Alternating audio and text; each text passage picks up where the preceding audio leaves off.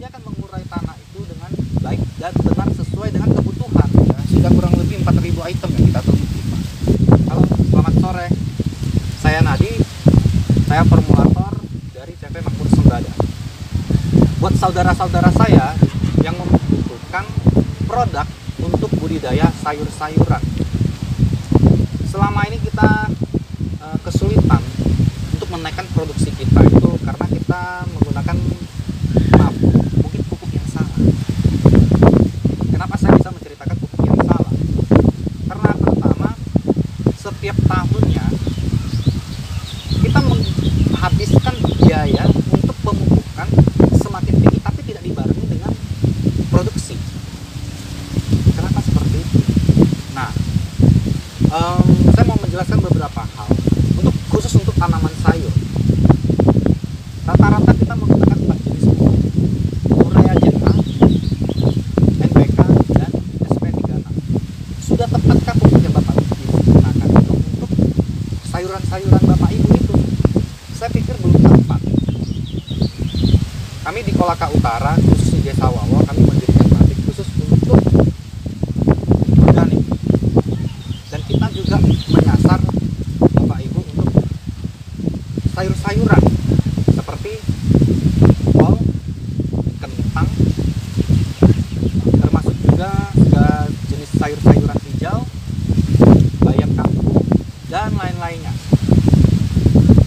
Jadi saya menceritakan dulu ada beberapa produk kita. Pertama, sebelum kita memulai penanaman, kita ada pupuk yang namanya Amino Plus. Ini adalah pupuk untuk mengurai tanah. Kenapa kita butuh pupuk pengurai tanah? Karena selama ini kita menggunakan pupuk kimia dan meninggalkan banyak residu, Pak. Apa itu residu? Sampah. Sampah-sampah dari pupuk kimia itu sangat mengganggu petani. Karena kenapa? Dia akan merubah struktur tanah kita, struktur tanah di pertanian kita, di perkebunan kita, di ladang kita juga termasuk. Itu akan mengeras, Pak. Nah, pupuk kita ini dia akan mengurai tanah itu dengan baik dan benar sesuai dengan kebutuhan. Jadi kalau Bapak sekarang mau tanam sayuran, entah itu kol dan lain sebagainya, Bapak butuh dulu diurai. Setelah diurai, baru perlakuan selanjutnya. Bapak tanam apa? Wortel, tanaman yang menghasilkan buah di bawah tanah, termasuk ubi-ubian. Kami menyiapkan biowan. Pupuk biowan ini adalah pupuk untuk merangsang akar. Jadi ada buah apapun yang hidupnya di bawah tanah, di dasar tanah, dia menggunakan biowan. Biowan ini adalah pupuk rhizobium yang merangsang perakaran agar akarnya lebat. Nah, akar yang lebat otomatis juga akan menghasilkan buah yang besar juga. Yang kita harapkan kan buahnya besar, Pak, bukan daunnya. Nah, dari biowan ini kita lakukan dari perendaman dulu. Nah, kalau misalnya dari benihnya kita harus rendam dulu. Kita lihat dulu nanti benihnya apa aja kita tanam. Rata-rata semua benih kita rendam dulu menggunakan biowan. Saya ambil contoh saja wortel. Setelah kita tanam, tanah yang sudah terurai kita tanam, selanjutnya kita masih memberikan biowan lagi 1 kali. Habis kita memberikan biowan, baru kita menggunakan ZK. Itu khusus untuk wortel, kentang, dan ubi. Itu yang buahnya ada di bawah tanah. Setelah menggunakan ZK, amino, dan biowan, 3 item ini misalnya untuk ubi, kentang, termasuk juga ini apa? Kacang-kacangan, kacang-kacang polong juga termasuk itu juga, kacang-kacangan. Nah, habis itu kita mungkin sayur mayur. Kita mungkin di tempat di saudara kita situ mungkin juga banyak budidaya sayur-sayuran ya, termasuk bawang dan lain sebagainya. Nah, kalau yang di bawah tanah itu menggunakan biowan. Nah, sekarang sayur hijau kayak bayam, seledri, nah, dan lain sebagainya, perlakuan awalnya juga sama. Kita urai dulu tanahnya menggunakan amino. Selanjutnya benihnya kita tetap rendam biowan. Setelah kita rendam biowan, baru kita menggunakan ZPT. Karena umur kita biasa budidaya sayur itu kan hanya kurang lebih di bawah 2 bulan ya kita panen. Nah, yang kita harapkan itu kan sekarang ini menggunakan pupuk organik. Ini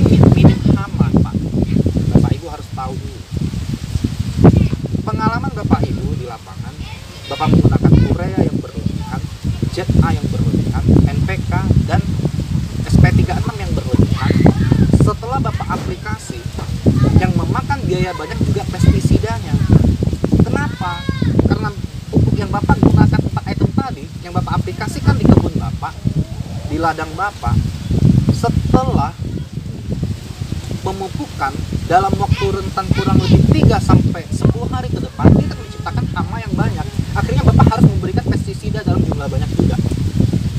Itu menandakan kenapa unsur N yang berlebihan, yang tidak sanggup diserap oleh tumbuhan, dan dia menciptakan mikroorganisme baru, termasuk hama, hama penggerek juga iya, hama penghisap juga iya. Tapi kalau menggunakan produk kita, itu sudah kita setel sedemikian rupa, kita ciptakan produk itu, unsur N-nya itu terbatas, hanya sesuai dengan kebutuhan saja. Akhirnya hama juga bisa kita tekan. Nah, penggunaan pesnak kita hanya menjaga-jaga saja, tidak kita untuk melakukan dari awal sudah kita melakukan semprotan sampai panen. Berapa biaya yang kita keluarkan? Ini hanya kita, kalau kita ada pesnak, kita juga ada pestisida nabati. Tapi fungsinya kita itu hanya untuk jaga-jaga saja. Karena kadang-kadang kita menggunakan pupuk organik, kanan kiri kita masih menggunakan pupuk kimia. Akhirnya kita hanya jaga-jaga saja. Boleh kita bandingkan pupuk organik sama pupuk kimia yang digunakan oleh tetangga kita. Hasilnya pasti berbeda. Nah, setelah kita menggunakan 3 item ini, tinggal tunggu panen saja. Bapak akan lihat hasilnya, dan saya yakin sekali Bapak pasti tertarik dengan hasilnya yang luar biasa.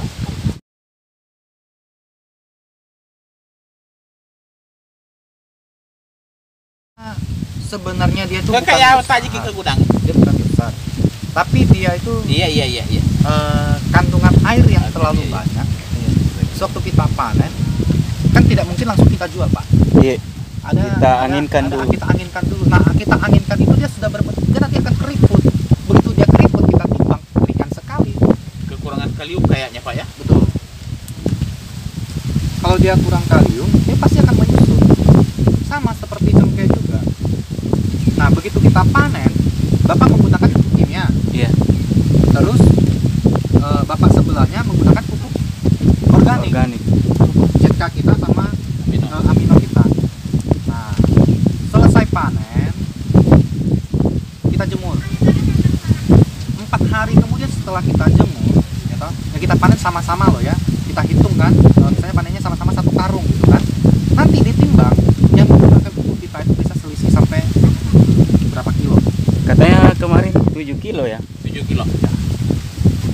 Jadi kan kita tidak suka juga kita mengadakan. Kita maunya sudah itu petani fakta sudah banyak di sini. coba, begitu mereka coba lihat hasilnya, kalau bisa memberikan profit untuk dia, kenapa tidak?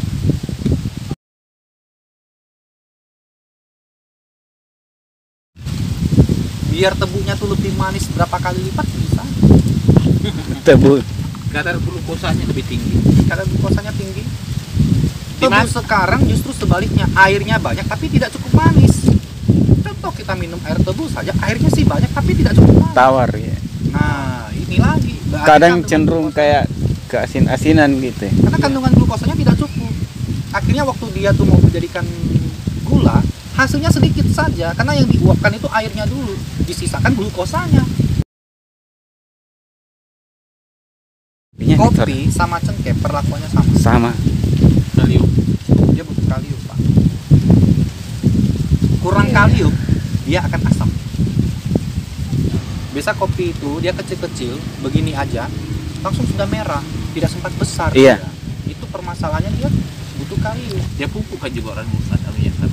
Kalau pemupukan pasti ada, cuman Ya seperti itu yang pupuk biasa, yang NPK lah, Otska, urea. 360. Intinya tidak lepas dari urea, di KCL. KCL itu sekarang dalam pengawasan.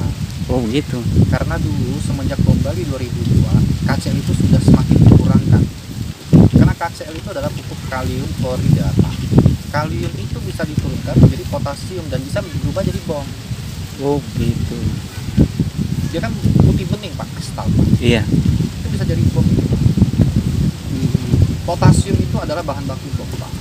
Itu yang Pak orang pakai juga bom ikan sini Ikan tuh. itu Di sini dulu marak ini bom ikan.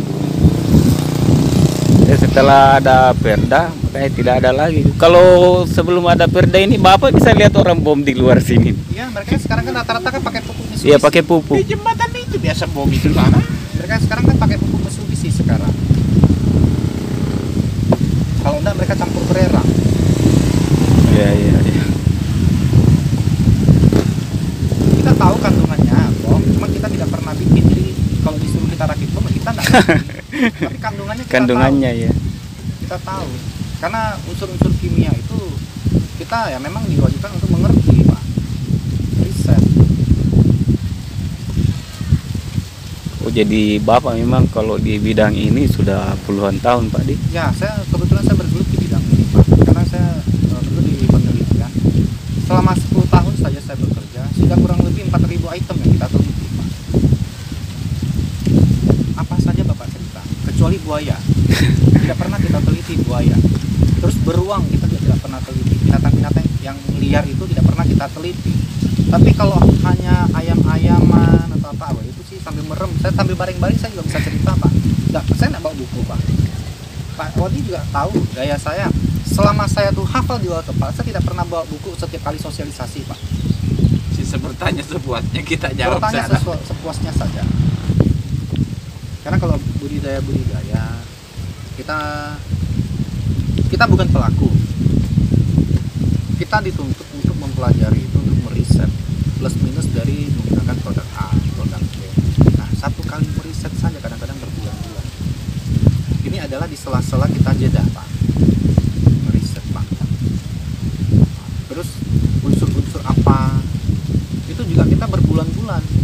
Makanya yang gampang kayak minyak nilam, Iya. serai, itu kita teliti cuma 1 hari selesai itu. Karena anggota kita 20 orang Pak, sekali teliti 20 item, 19 item sudah di tangan, jelas. Saya di sana anggota termuda. Oh, senior saya semua sudah di atas 50 Pak. ada yang pemuda nomor 2 itu umur 40-an sekian. Saya yang termuda di situ. Saya gabung umur 26 tahun. Disekolahkan memang dari perusahaan. Kami disekolahkan 3 tahun. Nah, matikan aja Pak. Bu Syarat-syarat Mary lupa gampang tadi. syarat awal dan lain sebagainya semuanya. Terus kita belajar tes awalnya itu di anomali air 3 tahun Pak. Jadi semua namanya cairan Bapak kasih tahu saya apa yang saya tidak tahu. Cerita saja apa. Lama juga dipelajari Pak anomali airnya. Ya. Namanya anomali air itu paling sulit itu dipelajari karena anomali air itu semua menciptakan air yang ada di muka bumi ini. Semua cairan. Termasuk sel darah merah. Termasuk juga sperma sapi. Ngapain kita pelajari itu? Saya tanya sama Bapak. Saya tidak mungkin budidaya sapi, tapi nggak ada pilihan. Iya. Kita diwajibkan. Nggak dipakai juga. Setelah kita tamat tidak pernah kita juga aplikasikan sperma sapi itu untuk apa? Tidak pernah. 3 tahun tidak lulus ya sudah get out. Tapi Andre kan juga memang sudah mulai bikin juga kayak tanah aja nih. Iya. Karena bukan apa? Ya, sekarang ini untuk masyarakat kota besar Pak. Misalnya kalau kita bicara Pontianak ya, saya kan dari Pontianak Pak. Ada pupuk, ada sayur ini ya. Sayur organik, hidroponik. Itu tidak akan dibeli yang begini ini Pak. Hidroponik satu genggamnya mungkin 10.000, yang itu mungkin hanya 3.000. 3.000. Iya. Tidak ada yang beli Pak. Kesehatan kan. Nah, kesehatan bagi kita di sana itu penting sekali. Saya tunggu komennya dan pertanyaan-pertanyaan. Terima kasih.